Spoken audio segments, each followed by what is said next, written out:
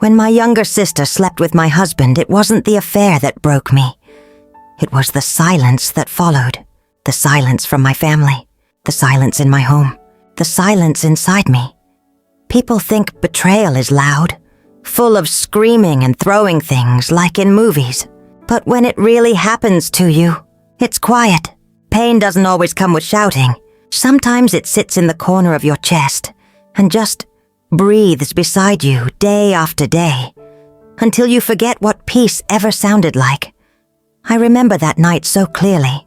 It was raining. The kind of soft, steady rain that makes you think the sky is whispering secrets to the earth. Oliver sat on the edge of the bed, hands folded like a boy caught stealing. He couldn't even look at me when he said it. "I need to tell you something," he said, his voice small, trembling. "It's about Ava." I thought maybe she'd gotten hurt or maybe she was in trouble again. But when he looked up and I saw the shame in his eyes, I knew it wasn't that kind of trouble. He told me he'd been seeing her for months, maybe years, and then he said the words that hollowed me out completely. "There's a chance Liam isn't yours." For a moment, I didn't breathe. I think my body just forgot how. The world went still, not spinning, not breaking, just frozen. And then everything inside me cracked open. I didn't scream. I didn't hit him. I didn't even cry right away. I just smiled. A strange, empty smile that wasn't mine. Because somehow, in that twisted moment, everything in my life suddenly made sense. It all traced back to Ava. Every bruise on my childhood heart had her name on it. Every insult, every cruel joke, every time I was told I wasn't enough. She was there. And now she'd taken the one thing I thought she couldn't. My family.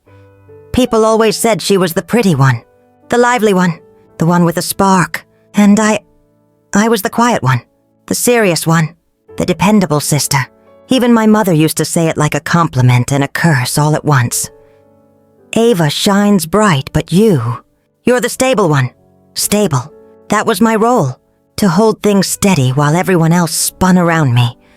So when Oliver confessed, I didn't break apart. I just stayed still, because that's what I'd always done. I remember staring at his hands, the same hands that once held our newborn daughter, the same hands that promised to protect our home. And all I could think was, those hands have touched my sister.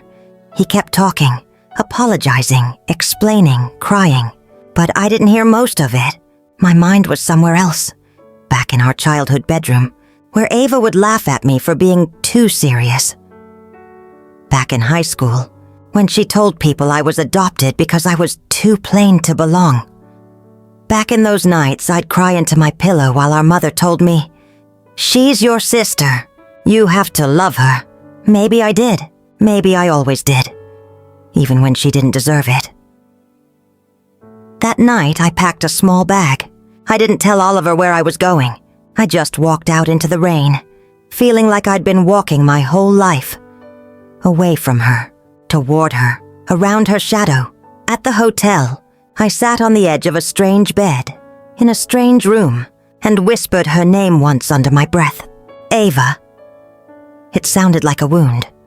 I thought about Liam, our daughter. Or maybe, not mine anymore. She had Ava's eyes. I used to think it was a coincidence. Now, I wasn't sure what to believe. I wanted to hate both of them. Oliver for what he did. Ava for being who she always was. Reckless, selfish, cruel. But mostly I hated myself for not seeing it sooner, for forgiving too much, for being the kind of woman who always gives people another chance.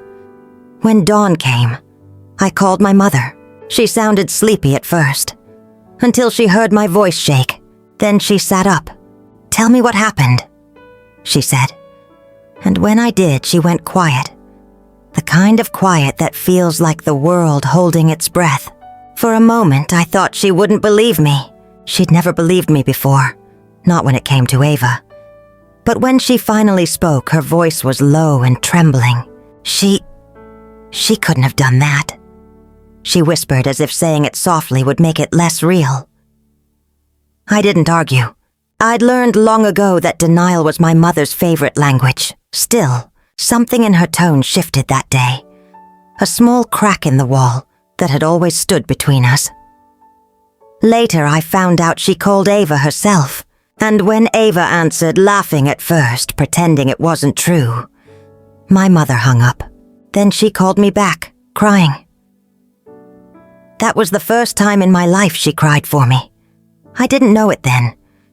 But that night was the beginning of everything. The unraveling of years. Of love. Of lies. It was the night I lost my husband, my sister, my daughter. And somehow, it was also the night I began to find myself. Because in that quiet hotel room, with nothing but rain outside and silence inside, I realized something that would change me forever. Sometimes, the people who destroy your peace are the ones you spent your whole life trying to protect. And sometimes, losing them isn't the worst thing. It's the first step toward finally being free. People like to say that family is everything. I used to believe that too. But I think what they really mean is that family shapes you, for better or worse. It builds the bones of who you are. Even when you grow up and move away, the echoes of home still live inside you. I grew up in a quiet little neighborhood in Ohio. One of those places where all the houses looked alike, and everyone knew each other's business. Our house was small, beige and a little too tidy. My mother loved order. She used to say, "If everything looks fine, then everything is fine." But it never really was. From as early as I can remember, Ava was the center of our world. She was the kind of child people stopped to smile at. Big brown eyes, dimples, and a laugh that filled every corner of the room. Even strangers adored her. Our mother did too. Especially her me. I was quiet, careful, always the helper. If Ava spilled her milk, I was the one who got the towel. If she lost her toy, I was the one who helped look for it. It wasn't that I minded helping. I just thought that's what love looked like. But Ava learned early that she didn't need to earn love. She just had to exist. And I learned the opposite, that I had to try hard for every little bit of it. Our mother had a softness for her youngest that I never saw directed toward me. She cooked Ava's favorite meals, ironed her clothes, even did her laundry long after we were both old enough to do it ourselves. If Ava forgot her homework, Mom would write a note to the teacher, blaming herself for forgetting to pack it. But if I came home with an A instead of an A+, she'd just sigh and ask, "What happened to the plus?" My father was different, quiet, distant. He worked long hours at the auto shop and spoke mostly in grunts and head nods. He didn't play favorites, but he didn't really play anything. He was the kind of man who thought his job as a father was just to keep the lights on. So he stayed out of the small wars that happened between me and Ava. And there were plenty of them. Ava liked to push buttons, especially mine. She would hide my homework, read my diary, mock the way I dressed. Once when I was 10, she put little stones in my cereal just to watch me spit them out. I ran crying to my mother, expecting comfort.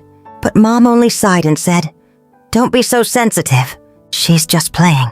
That word, playing. It became a shield for every cruel thing Ava ever did. When I was 12, she tried to cut my hair while I slept. When I was 13, she told the neighborhood kids I had lice. And when I was 14, she told me to kill myself. I remember that one the most, because I almost believed her. I was never a popular kid. I spent my lunch breaks reading or writing in notebooks. Books were my escape. Quiet worlds where people didn't have to fight for love. But Ava was the opposite. She was the kind of girl who walked into a room and everyone wanted to know her. She was beautiful, confident, cruel, and she knew it. There was one night I'll never forget. I was doing homework at the kitchen table, and she came in humming, wearing my favorite sweater. It was the only nice sweater I had. Pale blue, a gift from my grandmother. I asked her to give it back. She laughed and said, "You can have it when I'm done being prettier in it." Then she poured a glass of juice over it. On purpose. I stood there shaking, wanting to scream, but my mother walked in just as I reached to grab it. and all she said was, "You girls need to learn to share." I think that was the moment I learned silence, the kind that swallows your words before they can hurt anyone, even when you're the one who's hurting. When I was 15, things finally got serious enough that even my father noticed. Ava tried to light a piece of my hair on fire while I was sleeping. It was just a spark, but it singed a few strands and left a mark on the pillow. For once, my father didn't brush it off. He shouted louder than I'd ever heard him shout. He told her if she ever did anything like that again, he'd call the police. My mother cried, not for me, but for Ava. "She's just acting out," she said. "She needs attention." I remember thinking, what about me? Didn't I need attention too? That was when Dad signed me up for MMA classes. He said I needed to learn how to defend myself, not just from Ava, but from the world. At first, I hated it. I wasn't violent. I didn't like fighting. But slowly, it started to change me.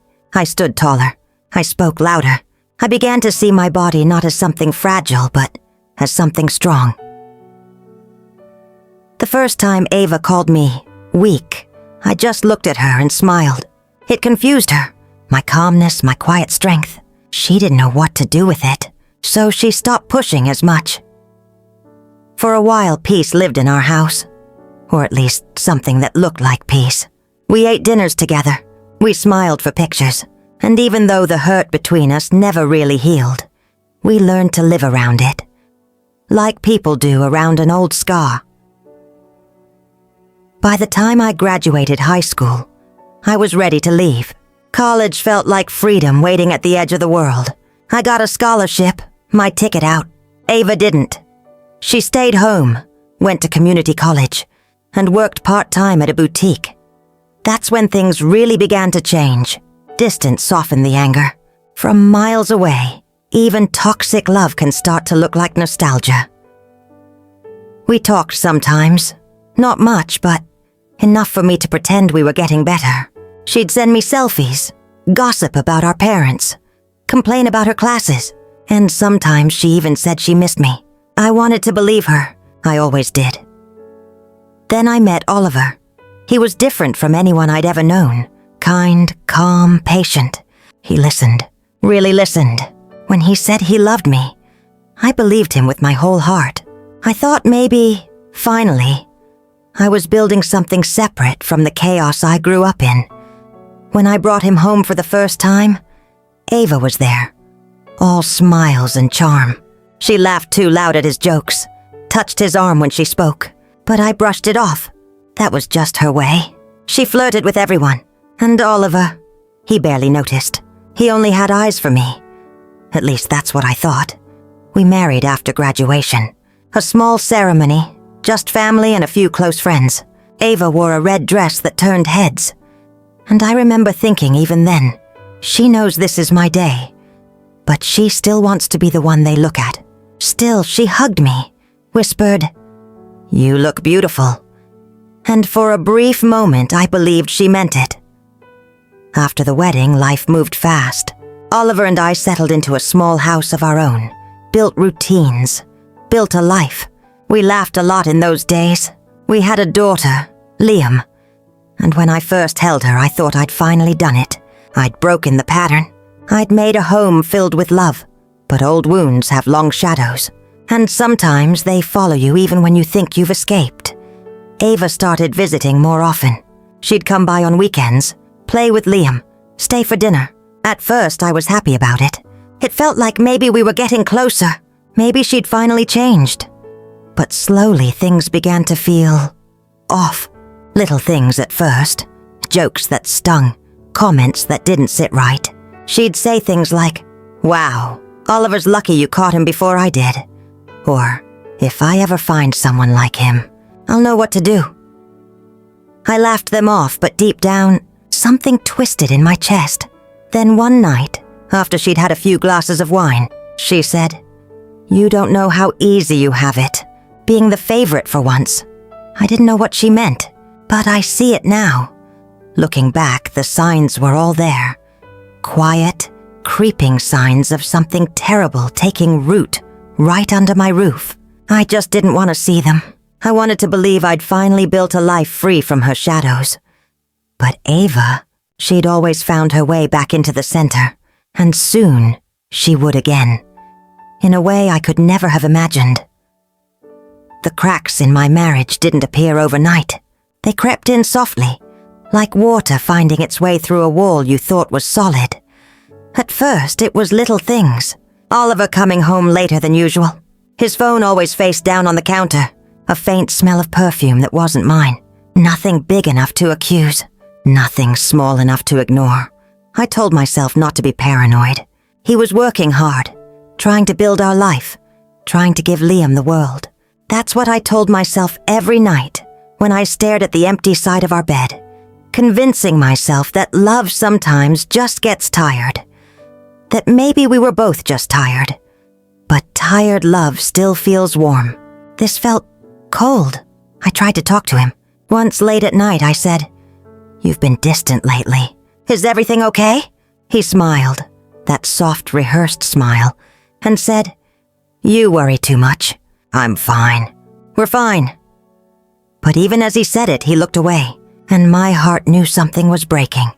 Months passed. I started to notice things I couldn't explain. Long business trips that came up suddenly. A co-worker's name that kept appearing on his phone. Receipts for dinners I hadn't shared. When I asked, he laughed. "You know how corporate dinners are," he said. "Half the time I don't even eat." But one night when he fell asleep, I picked up his phone. I didn't mean to. I really didn't. I'd never gone through his things before. But that night, something inside me needed truth more than peace. There were messages from a woman named Clara, a married coworker. At first, it was innocent. Jokes, work complaints, memes. Then it became intimate. "I miss your voice. I wish I could wake up next to you. I'm thinking about last night." I remember sitting there, my hands shaking, the light from the phone glowing on my tears. I woke him up. I didn't shout. I just asked, "Who is she?" He froze, then sat up, rubbing his face like a man waking from a bad dream. "It's nothing," he said. "It's over. It meant nothing. I didn't believe him, but I wanted to, because the alternative, believing he didn't love me, was too painful to bear." We talked for hours that night. He said he'd been lonely, that we'd both changed after having Liam. He said he didn't know how to talk to me anymore, that everything felt like walking on glass. He cried. I cried. And in that fragile, broken moment, I did what I'd always done my whole life. I forgave. I told myself people make mistakes, that love was about weathering storms, not running from them. I wanted our daughter to have both her parents, so I stayed. Things got better for a while. Or maybe I just pretended they did. He was more attentive, more present. We went on family trips, laughed again, held hands again. And for a moment, I thought we'd found our way back. Until Ava came back into our lives. She'd been quiet for years, drifting from job to job, posting her life on social media like everything was perfect. Then, out of nowhere, she called. She said she missed us, said she wanted to be part of Liam's life. I hesitated. But my mother, always longing for the illusion of family unity, said, "Give her a chance. People grow up." So I did. The first visit felt strange. Ava showed up in a new car, wearing expensive perfume, and carrying gifts for Liam. She swept in like a gust of wind, loud, smiling, irresistible. Liam adored her instantly. Oliver, too, in his polite, quiet way, seemed charmed by her energy. At dinner, she made everyone laugh. She told stories, teased me, complimented Oliver's cooking. And for a moment, I thought maybe we really could start fresh. Maybe forgiveness could build something new. But I should have known better. The second visit, she stayed longer. She offered to babysit Liam so Oliver and I could get some alone time. It sounded kind, generous even. I thanked her, and she smiled that old knowing smile. The same one she wore as a child when she got away with something. After that, she started coming more often. Every other weekend turned into every weekend, then weeknights, then sleepovers. She said she needed a break from her apartment, that it felt lonely. I didn't question it. I wanted to believe she was healing, finding family again. Sometimes I'd come home from work and find her in the kitchen cooking with Oliver, laughing, wine glasses half full, music playing softly. They looked comfortable, too comfortable, but I silenced my thoughts. I told myself I was overreacting, that I was still traumatized from his first affair. Then one afternoon, while folding laundry, I found something strange. A tube of lipstick I didn't own in Oliver's jacket pocket. I knew it wasn't mine. The color was bold. Ava's kind of color. That night, when I asked him about it, he said it was my sister's. "She must have borrowed my jacket," he said casually.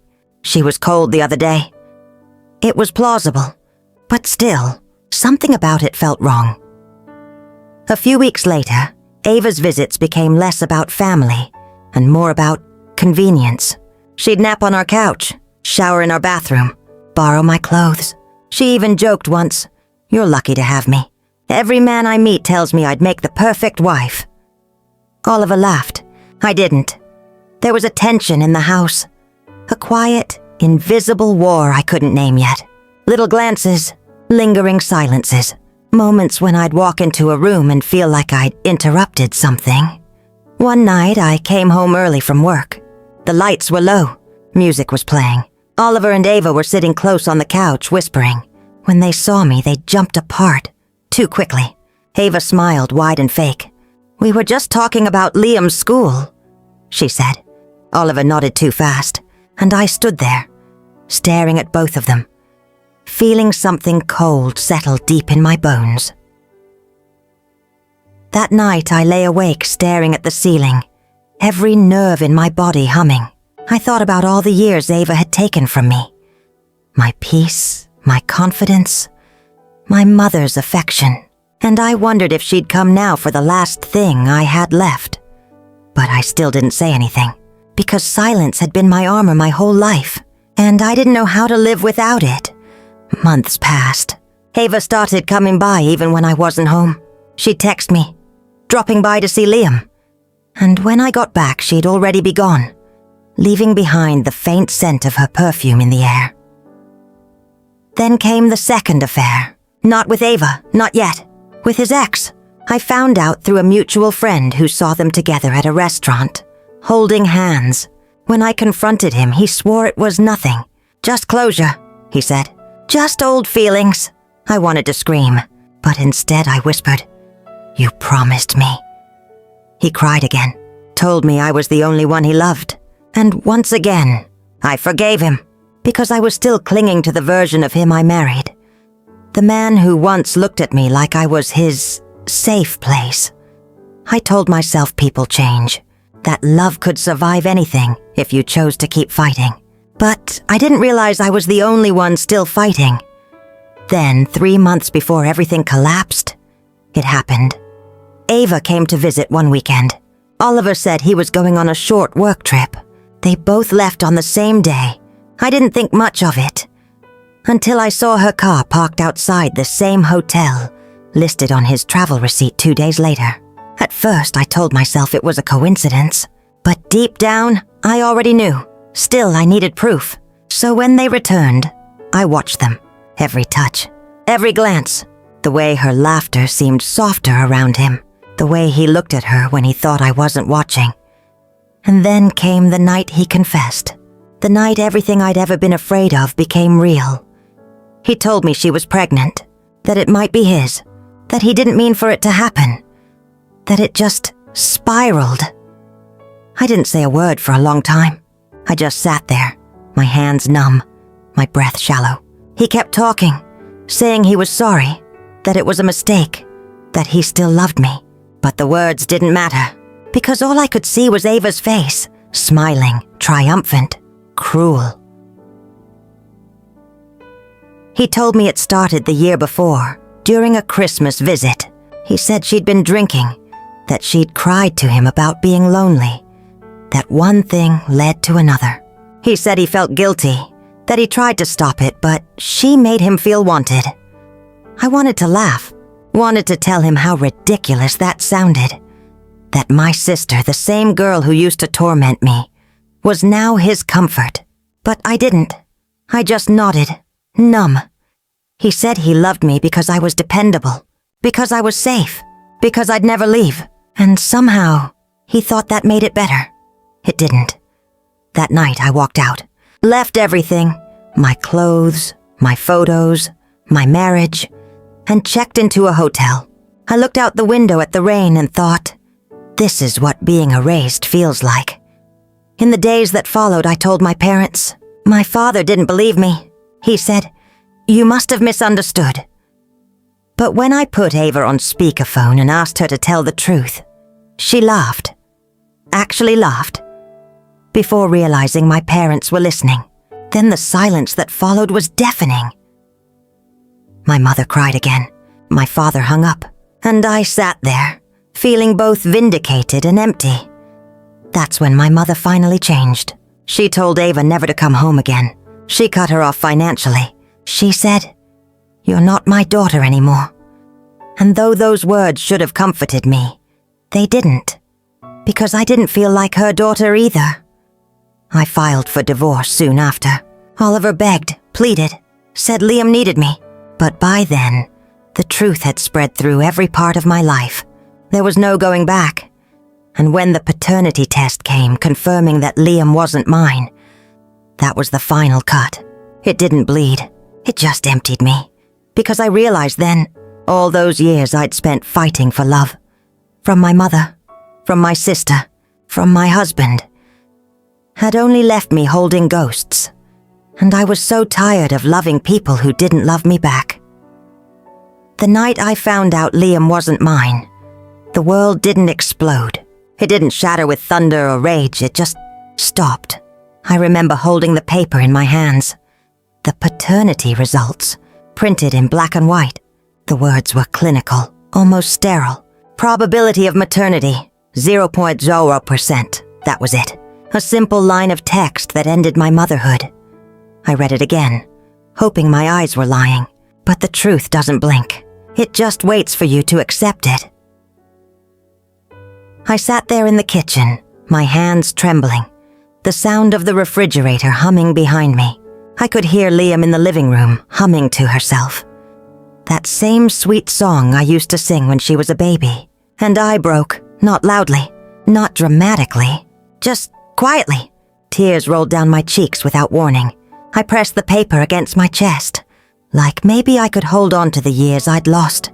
3 years of bedtime stories. 3 years of scraped knees and little drawings that said, "Mommy." 3 years of believing she was mine. I thought of the night she first called me Mama. How proud I'd felt. How I'd cried and told Oliver that it was the best moment of my life. And now, it was just another memory that didn't belong to me. When Oliver came home that evening, I was still sitting there, the paper on the table between us. He stopped when he saw my face. "Amelia," he whispered. I didn't shout, didn't throw things. I just asked, "How long have you known?" He hesitated, and in that pause, I got my answer. He sank into the chair opposite me, covering his face with his hand. "I suspected," he said, "but I didn't want to believe it." I nodded slowly. "You didn't want to believe it," I repeated, my voice trembling. "But you let me love her anyway. You let me build my life around her. You let me be her mother." He started crying. "I thought it wouldn't matter," he said. "You're the only mother she's ever known. You're the one who raised her." But those words didn't comfort me. They hurt worse, because love without truth is still a lie. That night I packed a small bag and left, not out of anger, but because I didn't recognize the walls of that house anymore. Every photo, every sound, every scent felt poisoned. I drove until the sky turned gray, ended up parked by the lake where Oliver first proposed to me years ago. Back then he'd promised forever. Now forever felt like a cruel joke. I sat in the car, watching the reflection of dawn shimmer over the water, and whispered to myself, Maybe I was never meant to be anyone's first choice. For weeks after that, I stayed in a small motel off the highway, the kind of place where no one asks questions and the air smells like old cigarettes and rain. I went through the motions, work, eat, sleep. But inside, I was a ghost. I kept thinking about Liam. I missed her voice, her tiny footsteps, the way she'd crawl into my lap and say, "Mama, tell me a story." But I didn't know what I was to her anymore. A stranger who used to tuck her in, a woman who loved her by mistake. And then one night, I got a call. It was my mother. Her voice was hoarse, distant. She said, "Ava's been in an accident." My heart stopped. I drove all night. The rain was relentless, blurring the road into streaks of gray. When I reached the hospital, the hallway smelled of disinfectant and grief. My parents were already there. My mother sitting hunched in a chair, my father pacing the floor. When my mother saw me, she started crying. "She's in surgery," she whispered. "They don't know if she'll make it." I wanted to feel something, anger, sorrow, pity. But I was too numb, too tired. It felt like every emotion I had already been spent on her. Hours passed. The surgeon came out, his face solemn. "She's stable," he said, but it was close. And that's when it hit me, the cruel, twisted truth of it all. I still loved her, not as a sister, not as family, but as a part of me I'd never been able to let go of, no matter how much she hurt me. I visited her the next morning. She was pale, hooked to machines, her breathing shallow. Her eyes fluttered open when I sat beside her, and for a long moment we just stared at each other. Then she whispered, "Amelia." Her voice was fragile, broken. "I'm sorry." Tears filled my eyes before I could stop them. I wanted to say so many things. "I hate you. I love you. You destroyed me. You were my sister." But all I managed was, "Why?" She stared at the ceiling. "I didn't mean to take him," she said. "It just happened." The same excuse Oliver had used, the same words that turned my life into ashes. "You always wanted what I had," I said quietly, "even when we were kids. You didn't care if it hurt me." She looked at me then, tears slipping down her cheeks. "I was jealous," she admitted. "You were everything I wasn't. Mom loved you more. Dad trusted you. You had the life I could never keep." Her voice cracked. "When Oliver looked at me, I saw the love he had for you. And for once, I wanted to feel it too." I sat there, my heart pounding, because for the first time I saw her not as my enemy, but as a broken girl trapped in her own hunger for love. And in that moment, I understood something painful but freeing. We were both victims of the same emptiness, just shaped differently by it. She reached for my hand weakly. "Please don't hate me," she whispered. I didn't answer, because forgiveness wasn't ready yet. It was still bleeding. I left her room without saying goodbye. Outside, the morning light was soft, almost tender. I stood there in the parking lot, breathing in the cold air, and felt the weight of everything pressing on me. That was the moment something shifted inside me. Not anger, not vengeance, just a quiet acceptance that I couldn't save anyone. Not Oliver, not Ava, not even Liam. All I could do was save myself. The following weeks were a blur. The divorce papers went through. Oliver moved in with Ava after she recovered. They didn't last long. 3 months later, they split. By then, the damage had already been done. My mother tried to reconnect, but our relationship never healed completely. Too much silence had piled between us. Sometimes she'd call and say, "I wish things had been different." And I'd whisper, "Me too." But I didn't visit, not yet. I spent most of my time alone. Long walks, quiet meals, endless nights. And somewhere between the grief and the silence, I started to remember who I was before all of it. Before Oliver, before Ava, before the need to be loved by people who didn't know how to love me. I started painting again. The first time I picked up a brush, my hand shook, but once the color hit the canvas, something inside me began to breathe again. Each stroke felt like a prayer, a way of saying I'm still here. I painted faces I missed, places I'd forgotten, versions of myself I'd buried under years of pretending. And little by little, the pain began to lose its shape. One afternoon, while sitting by the window, I saw a familiar figure across the street. It was Liam, taller now, holding her father's hand. She didn't see me. She looked happy, safe. And for the first time, I didn't cry. Because I realized love doesn't always mean keeping someone. Sometimes it means letting them live in peace, even if it's without you. That was my turning point, not a grand moment. Just a quiet acceptance that closure isn't about revenge or reunion. It's about peace. I began to write letters. One to Oliver, one to Ava, one to Liam. I never sent them. They were just my way of releasing what still lived inside me. To Oliver I wrote, I loved you more than you'll ever understand, but I'm done waiting for you to love me back the same way. To Ava, I forgive you, but I'll never forget the lesson you gave me. That loving broken people doesn't mean you have to break too. And to Liam, you will always be my heart, even if the world says otherwise. After that, I packed a few things and left town, moved somewhere quiet, a small coastal place where no one knew my name. I rented a tiny house near the water, and each morning I'd watch the sunrise spill across the ocean like forgiveness in motion. Sometimes, when the wind is soft and the gulls cry in the distance, I close my eyes and whisper a prayer for all of them. For my mother, for Oliver, for Ava, for Liam. And maybe even for myself, 'cause in the end, pain doesn't disappear. It transforms. It becomes part of you. Not as a wound, but as wisdom. And maybe that's what healing really is. Not forgetting what happened, but learning to live beautifully, even after everything burns. It's been 4 years now. 4 long, uneven years since I packed my last box, drove away from that life and started again somewhere. The past couldn't find me so easily. Sometimes it still surprises me how peaceful silence can be. Back then, silence meant loneliness. An empty room, a cold bed, a phone that never rang.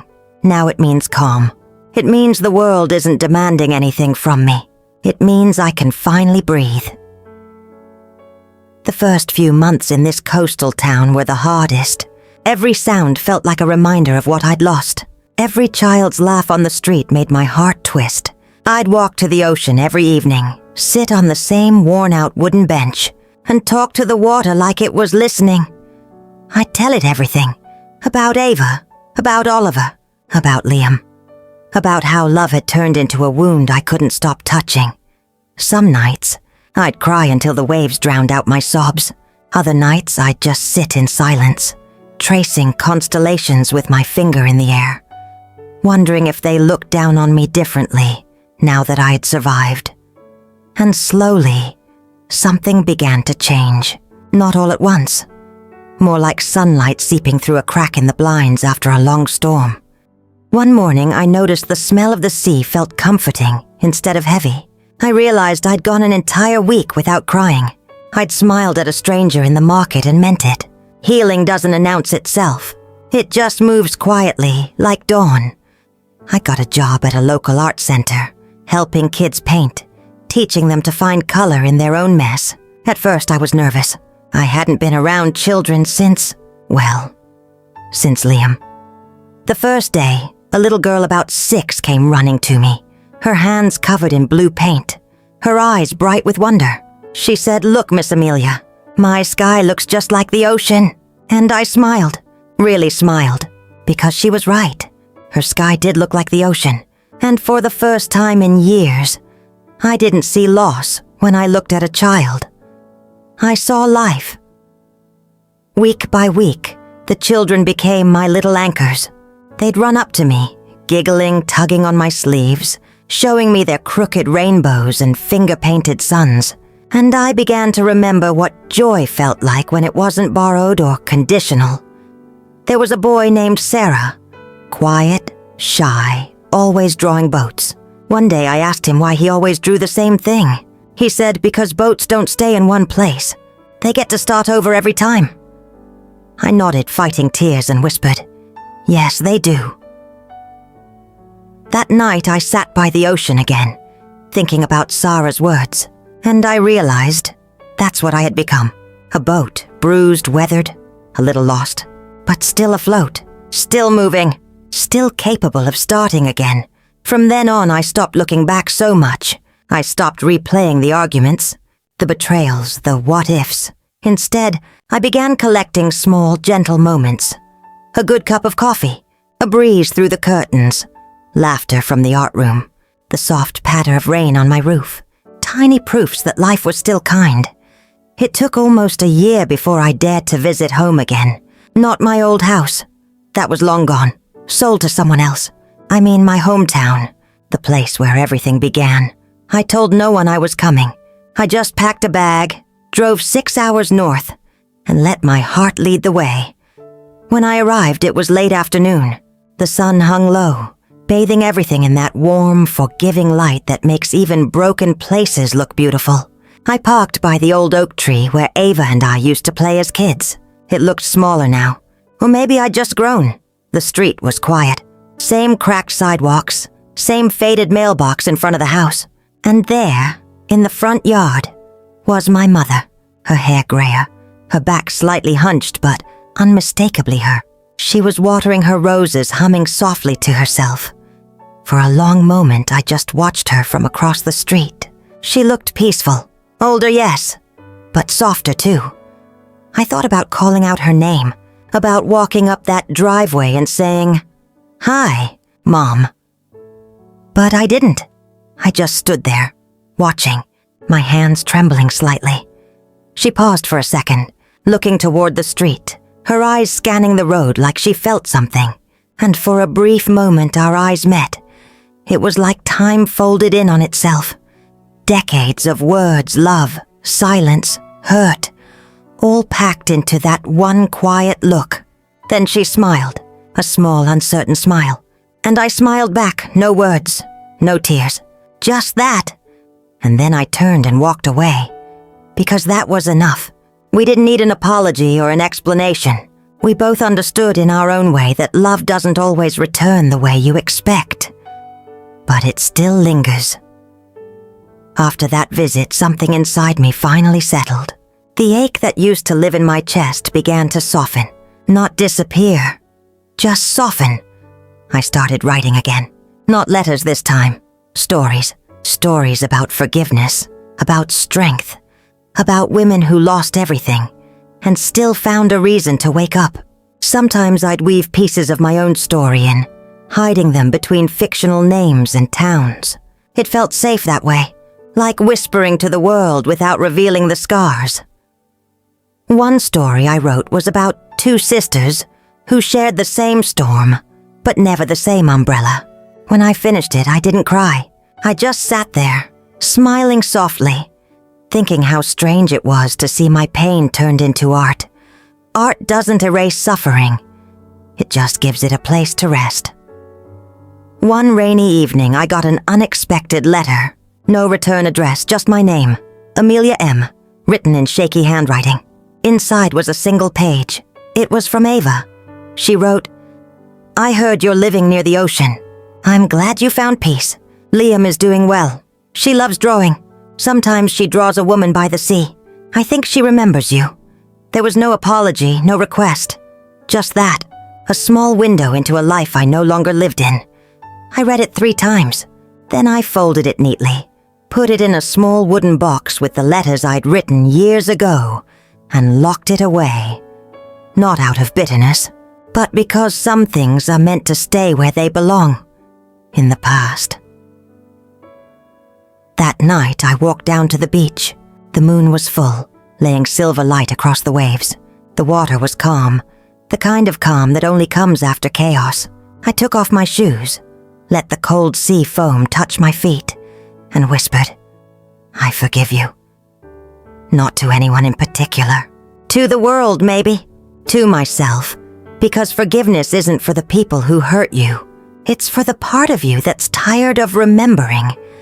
And as I stood there, the tide brushing against my toes, I realized I wasn't broken anymore, just different, and that was okay. Now when people ask me about my past, I don't flinch. I don't rush to explain or justify or hide it. I just say, I went through a lot, but it taught me who I am. I tell my students at the art center, pain changes shape. Sometimes it becomes strength. Sometimes it becomes beauty.